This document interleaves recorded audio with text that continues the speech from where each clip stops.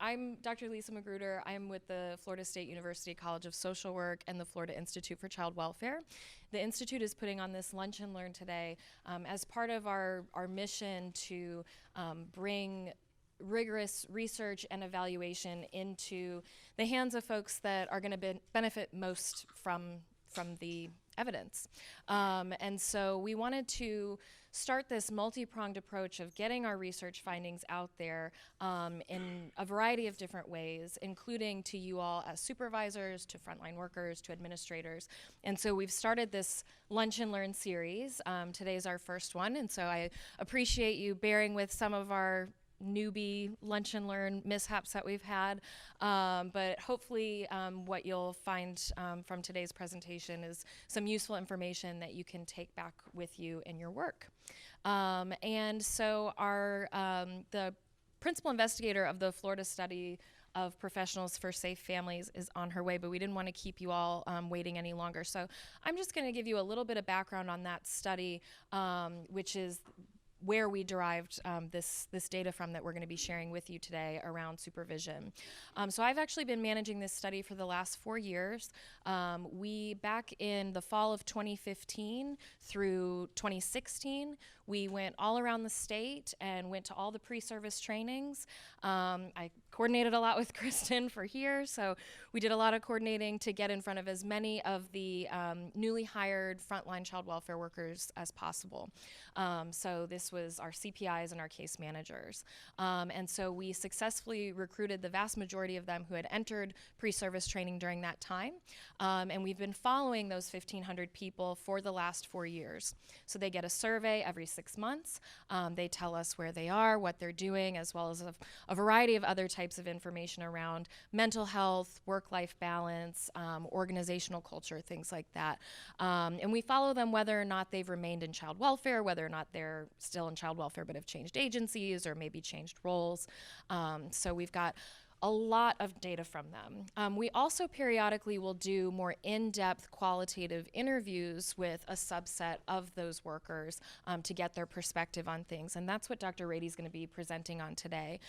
We did a qualitative study with child welfare workers about their experiences of supervision and sort of what their expectations were. So I'm going to turn it over to Dr. Radey now. Drs. Wilkie and Price will be joining us later for a Q&A session, and we're obviously happy to answer any of your questions. Okay, so how many of you are supervisors? So quite a few? Okay. I hope you will find this helpful. So what the title of this work that we've done, and it's published in an article as well, Hands-on versus Empty, the dichotomy of frontline child welfare workers' supervision experiences. What happened was we took, after workers had been in the field, had been hired, they'd been on the job around 6 months. We wanted to know from a handful of them, for them to tell us their experiences of transitioning from training to the actual job. And so part of that transition, we asked about their supervision experiences and how those went. And so these supervision experiences are from workers that have been on the job for about 6 months. Going in and looking at the data, what the research question was is, what are the supervision expectations and experiences of child welfare workers, again, early in their careers, right? What do they expect and what are they actually getting? We talked to 38 workers throughout the state. We had representation from all regions. And we talked to 21 child protective investigators and 17 case managers. We also looked to see if supervision experiences were different between those two roles, and they were not, which is interesting. They had to, in order to qualify for us to talk to them, they had to recently have been hired as a CPI or a case manager. And they also needed to have participated in the most recent wave of the FSPSF, try to say that 100 times, and completed the pre-service training, and they have to have had their own caseload. Originally, when we first started talking to people, we realized that there was a big difference in stress levels and different stuff going on when you had just walked in the door as a CPI or a case manager as to when you were actually had your own cases to work. We had a range, we talked to people, interviews lasted about 45 minutes.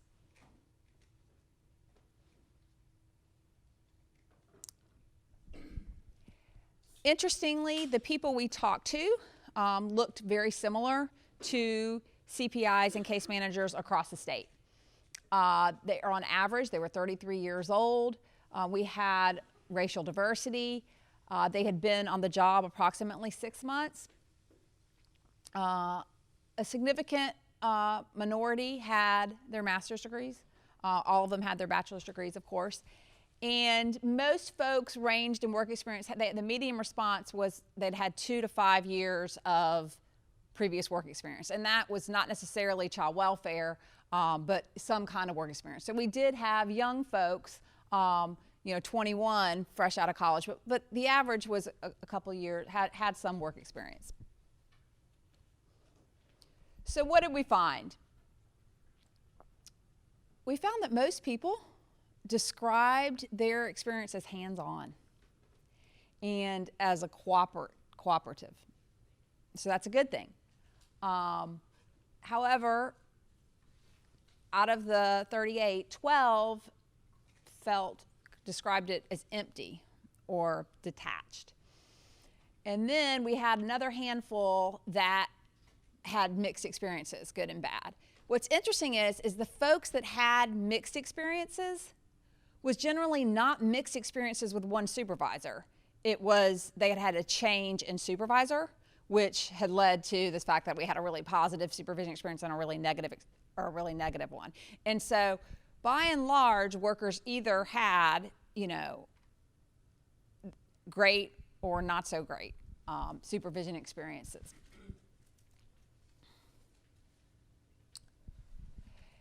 In the data, we analyzed the data by themes, and these themes came up as how workers were categorizing their experiences. And so availability and approachability, consistency of what they were being told, the level of micromanagement, and then the level of support. And I'm going to go into each of these in detail. What's interesting is, across all the workers we talked to, they had similar expectations. So whether or not they had a good experience, they had the same expectations of their supervisors. And in terms of the availability and the approachability, they expected their supervisors to be available, willing to help them whenever they needed. And this is within 6 months, so they're new to the job. So workers that had cooperative experiences, they felt like they could go to their supervisor whenever, 24/7. They felt like their supervisors wanted and encouraged them to ask questions. And even if they didn't have an appointment or it wasn't their time, they felt they could interrupt their supervisor, they could go in. And they felt that they were prioritized in terms of getting their questions answered, getting their needs met was prioritized over other responsibilities of the supervisor. As one worker said, my supervisor avails herself to me, making sure that if I had any question, no matter how big or small, whether it seems silly or really serious, making sure that I understand that she was open to that. And it was not a problem to come see her. And she wanted me to come and speak with her. So on the other side, the workers with detached experience or empty, they felt like they were just one more thing in their supervisor's long list of things they have to do. They felt like a burden. They experienced a long time for feedback, so sometimes the supervisor wasn't in the office, wasn't available that way. Other times they would submit things for approval and they'd wait long times. And they received vague feedback. they would get things back like they needed to correct things, but they weren't told how to correct it. And they also commonly talked about how they felt like their supervisors just didn't like them. And when asked, like, well, what do you do if you have trouble with this situation that you don't feel comfortable with your supervisor and they're not available? What do you do? And a worker said, trial and error is my new friend, which is scary when you consider what kind of work they're doing. In terms of consistency of provided information, workers felt that supervisors were going to provide clear information and clear instructions. They did not like gray. Folks that were happy with their supervision, they received clear, they felt that the expectations were clear, and they felt that when they made mistakes, rather than just correcting it for them, their supervisor taught them about what needed to happen to correct the error. They received multiple explanations when necessary to understand procedures, and a lot of times when they would go to multiple people in the agency, they would receive similar information or similar instructions.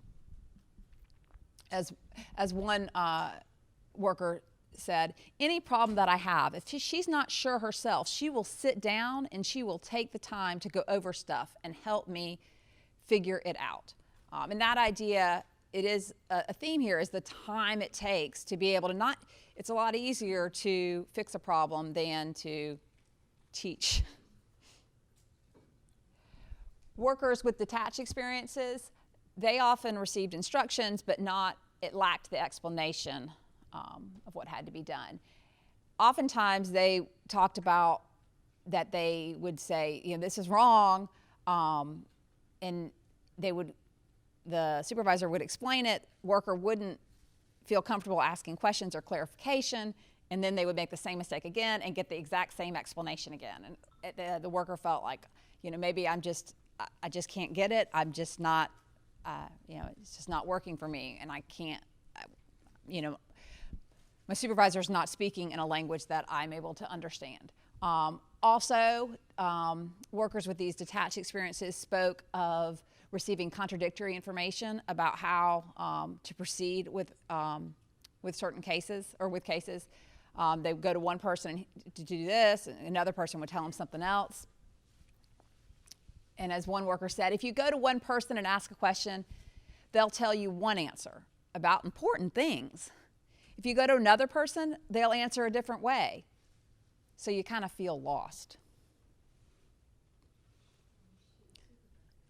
So, level of micromanagement. This was a surprise to me, but these supervisors, these workers that have been on the job, again, about 6 months, they wanted micromanagement. Absolutely. And they wanted daily guidance, and they did not feel confident in their abilities, and they wanted someone checking to make sure. We've talked to these workers quite a bit, and a lot of workers feel this, particularly in the beginning, this onus of child safety on their back, and they feel like, I don't know enough to be able to navigate this alone. So workers with the cooperative experiences, these are the hands-on supervisors, even going through role plays or case scenarios with the workers that would help them prepare for visits they may be apprehensive about. So if a worker with a cooperative supervisor would go in and say, I'm nervous about this home visit, and supervisor might say, okay, well, what are you nervous about? Let's role play what you're thinking that might be the response from a parent. Sometimes supervisors would say, hey, you're really apprehensive, I'll go out with you, go with you to that field visit. They also dialogued with supervisors about cases, and so they check in, and they commented also about how their supervisors remembered their cases, and so they would be able to go right. So when workers would bring up a case they'd brought up the day before or a couple days before, the supervisor was right on it with them. And then also, in terms of with micromanagement, it's this idea that a lot of workers, again, only 6 months in the job, they're overwhelmed with the responsibilities and the tasks, and the supervisors were able to help them prioritize what needed to be done, break it down. Okay, this is all we need to do. This is what you need to prioritize to get these things done. Workers without positive experiences, they felt alone. They had questions and didn't feel like didn't know what to do with the cases, but didn't know who to go to ask questions. They didn't know what to prioritize. They felt like I had a lot of stuff to do, but didn't know what to do first. And a lot of them described how they would go and explain a case to a supervisor and then come back with another question 3 days later, and the supervisor would act as if they had to start from square one with that case again, like the supervisor had no recollection of what the worker was talking about. Here, as in the words of one worker, basically we get a case and there's so much writing on what we see and what we report back. I think that there should be more supervisor involvement. And then finally, the last theme was the level of support. Workers really wanted a team atmosphere. And those with cooperative experiences had it. A lot of language about union or bonds, family. And they felt that their supervisors were on their side, would go to bat for them. A lot of times workers said that they're nervous because they've got so many things to do and they're not efficient in their jobs yet. And the ones that were able to complete overtime to be able to get that job done felt more confident, felt like, okay, if I need to, I can work extra hours to be able to get this done.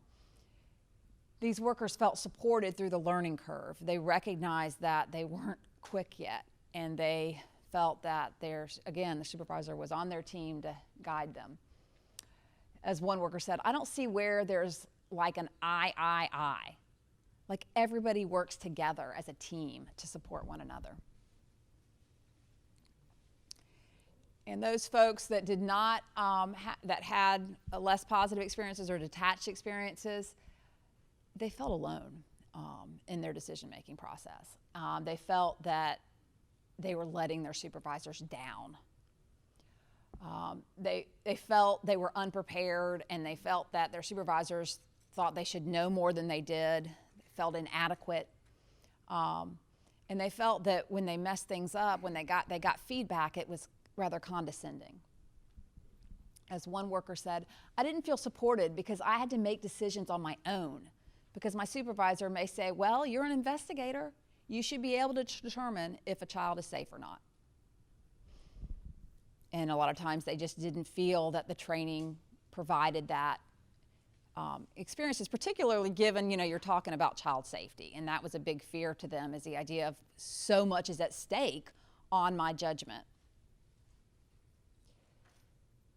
So what does this tell us? Briefly, workers with positive supervisory relationships had positive interactions across all dimensions of their supervision. However, some folks did not have those positive interactions, and when they didn't have when it wasn't positive, it tended to be negative across the board as well. However, workers have similar expectations for supervision. So even though they had different experiences, they did feel they had, I would say, relatively high expectations for their supervisors during this learning time. So implications, what do we do with this knowledge? And you may have some ideas already, and of course, you know a lot more on the ground than I do. But workers' similar supervisory expectations indicate a need for common training for supervisors. And so it is this idea that, well, they're all expecting the same thing. Okay, so how can we make sure this idea of providing them intense supervision given everything else you're already doing as supervisors? Also, another thing was that workers often felt that they, especially those without positive experiences, they felt that they had questions, their supervisor wasn't available, and they wished that there was like a list they could go through for every case to be able to say, okay, this is what I need to do. I need this systematic protocol of everything I need to do for this case to be able to empower myself to be able to do more things alone. And so developing something systematic that workers could look at to be able to guide them might be helpful. And also, I mean, it's hard to say, you know, let's promote a supportive work environment. Be nice to each other. Come on, be nice. It's a little bit tough to do that. But at the same time, a lot of the reason why we may not be as kind with one another is when you're so overworked, you have so many job responsibilities, and you got to get everything done. So maybe the idea is recognizing the time, how time intensive the supervision is for workers newly out of training. And I think that's it. I think we have this is the publication, but we also wrote a research brief, and those are available in the back. Is that right? Okay. And so anyway, so that's all I got.